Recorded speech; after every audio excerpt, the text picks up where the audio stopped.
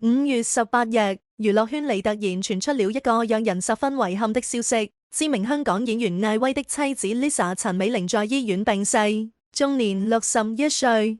這對香港娛樂圈的模範夫妻，自從結婚20年來一直恩愛。大概在10多年前，陳美齡就大病一場，短時間內經歷了多次手術，為了幫妻子治病，艾威則賣掉了在香港西貢的房子。病愈後生活趨於平淡，陳美齡開始沉迷麻將，看到熬夜打麻將不珍惜身體的妻子，艾威既痛心又無奈，不得已提出了離婚。婚姻遭遇了一次較大的危機，也是因為這個原因，夫妻倆受邀登上了湖南的離婚綜藝《再見愛人2》，因為這個節目讓更多網友見證了兩人的感情。很多觀眾肯定還記得那溫情的一幕，艾威握着 Lisa 的手說不離婚了。這一刻讓觀眾和觀察室全員都淚崩了。本以為能攜手到白頭，沒想到今年4月，患有家族性遺傳多囊肝和多囊腎的陳美齡突發病重入院，唯一能活下去的希望就是進行肝移植。為了能讓妻子康復，艾威一直在努力。他首先在媒體上求救，希望能找到熱心的捐肝人士。除此之外，為了籌措手術費用，艾威幾乎每天都直播帶貨。無論各種形式的商演都不拒絕，簡直是拼命在救妻子。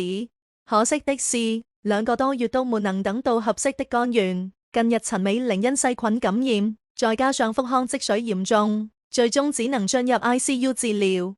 5月18日下午，陳美齡與世長辭，痛失愛妻的艾威悲痛地向媒體證實了妻子離世的消息。得知這個消息後，網友紛紛評論：這檔節目裏最溫情和真實的一對，太難過了。他們倆的愛情是節目中最讓我感動的。一路走好，生者堅強。Lisa 這那麼溫柔美好的人，看到艾威在努力尋求幫助，結果還是很讓人難過。讓網友難過的是陳美齡病逝和他和艾威之間真摯的愛情。更難得的是，這對夫妻還為網友帶來了娛樂圈最難的真實。眾所周知，很多明星登上《再見愛人》這個離婚綜藝目的並不單純，就是為了炒作和分紅。而艾威這一對之所以讓觀眾難忘，說明真誠才是必殺技。希望逝者一路走好，艾威能早日振作起來。我什麼都可以給你，連命都可以，你為什麼就是不能為我放棄麻將？艾威如此質問着妻子。作為 TVB 御用的黃金配角，艾威雖然沒有擔任過主角，但他飾演的配角也有不少經典角色，如《射雕英雄傳》中的朱聰，倚《天屠龍記》中的殷野王，《鹿鼎記》中的多隆等。亮說，這樣的他再差，也不可能缺錢花，但事實卻與之相反。為了妻子，他不僅心甘情願傾家蕩產，還欠下了巨額債務。可就是這樣一個不惜散盡家財且命都可以不要的男人，卻還是選擇了和妻子離婚。這究竟是怎麼回事呢？他和妻子之間又有怎樣的愛恨糾葛呢？2015年，僅2個月的時間，艾威的妻子 Lisa 陳美齡就做了3次大手術，子宮被徹底摘除，但還是面臨着肝腎衰竭的風險。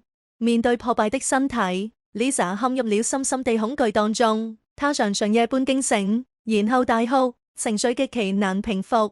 每此時，艾威就抱住她，不斷安慰：葉啊，有我在你身邊，你不會死的。安慰完還不算，他會醒着陪在 Lisa 身邊，只要 Lisa 有個風吹草動，他第一時間就上前控，或輕拍着她，或拉着她的手。那段時間，艾威除了工作，其餘時間都是陪在 Lisa 身邊。他甚至做好了隨時捐肝捐腎的準備。或許上天真被他的真情打動，在他的悉心照料下， Lisa 恢復得很好，且沒有其他併發症。艾威對此非常欣喜，他很高興 Lisa 的病情穩定下來，能夠回歸到正常生活。那時，當出院的 Lisa 開始打麻雀，艾威是樂見其成的，甚至還會專門送妻子去打麻雀的地方，盡所能的讓她放鬆心情。心情到底放沒放鬆，就連艾威都沒有十足把握。可 Lisa 開始迷戀麻將，卻是不爭的事實。艾威的失望自此開始。他花光積蓄，又不惜借錢，就是為了 Lisa 身體能恢復如初。可他卻如此不愛惜自己的身體，失望也可想而知。Lisa 打麻雀的時間一長，艾威發現為善了，他會中途給 Lisa 打電話，詢問她的狀況，但 Lisa 是電話不接，消息不回。更變本加厲的是，Lisa 夜不歸宿，最長一次打麻雀時間，她能從當天的11點打到第二天中午2點，20多個小時。艾威對此非常生氣，覺得 Lisa 是在消耗他好不容易恢復的身體，多次的勸慰，他已經精疲力竭。可 Lisa 壓根不聽，依舊我行我素。失望透頂的他下了最後通牒：你但凡再打一次麻將，我們的婚姻就走到盡頭了。這句話的威力很大，在接下來3個月的時間裏，Lisa 真的沒有再去打麻雀了。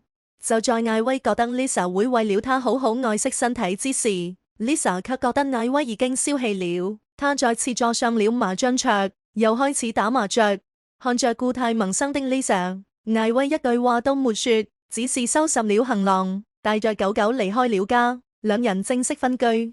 在分居的日子裏，艾威始終想不明白，他把一切都給了 Lisa， 甚至連命都可以不要，所想的不過是讓 Lisa 珍惜身體，就是這點 Lisa 都做不到。2020年，將心至極的艾威單方面宣布了離婚消息，結束了18年的婚姻，震驚整個港圈。這場始於一見鍾情的婚姻，終是在日常的磋磨中走到了盡頭。艾威和 Lisa 是在泳池邊上相識的，艾威對 Lisa 一見鍾情，事後他就以各種理由出現在 Lisa 身邊，特意製造的偶遇讓 Lisa 覺得他們緣分不淺。11年的時間，兩人從相識到相戀，感情一直穩定如初。在2002年，兩人結束愛情長跑，攜手步入了婚姻。兩人的這段感情一直被香港娛樂圈譽為佳話，稱他們是模範夫妻。婚後的兩人一直沒有孩子，外界也是各種猜測。每次被問及，艾威也總是維護妻子，稱是自己不想生，感謝妻子如自己所願。直到2014年，兩人逛街被狗仔拍了下來，當時的 Losa 帶着肚子，感覺即將要臨盆，眾人送上自己的祝福。可沒想到現實更加殘酷 ，Lisa 患病了，是子宮肌瘤，且已經長達8年時間，肌瘤長到了12根，影響到了肝臟等臟器。因為看到過妻子被病痛折磨的樣子，艾威對 Lisa 的身體特別上心，可謂是好在嘴裏拍化療，恐在手裏怕出了，也才有 Lisa 徹夜打麻將惹的他要離婚的行為。不見做完手術的 Lisa 就是恢復良好，也不能以正常人身體對待了。離婚後的艾威重新適應單身生活，常常忘記已經離婚。他常對着空氣說話，每次沒人回應了，才反應過來自己離婚了。而依靠艾威生活的 Lisa 更加無法適應，整天以淚洗面，半夜驚醒叫喂喂，一摸旁邊是空的，他又會忍不住哭。2年的分居生活，或許是為了適應新身份，或許是怕見了傷心。兩人沒有再見過面。上綜藝再見愛人2 ，Lisa 抱持的是挽回婚姻的想法，而艾威抱持的是完成工作的想法。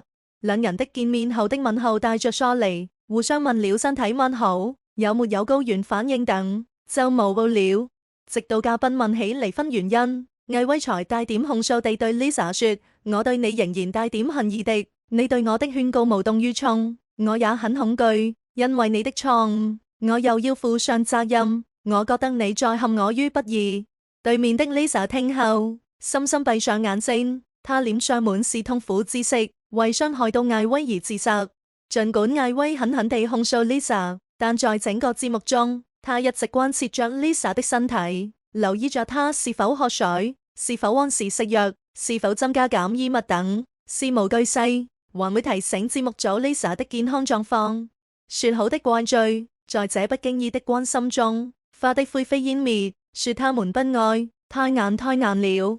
隨着節目推進，又令人發現兩人並沒有辦理離婚手續。艾威給出的理由很簡單，就是希望他們100年之後有一個法律上合法的身份，去替另一個人處理各種事情。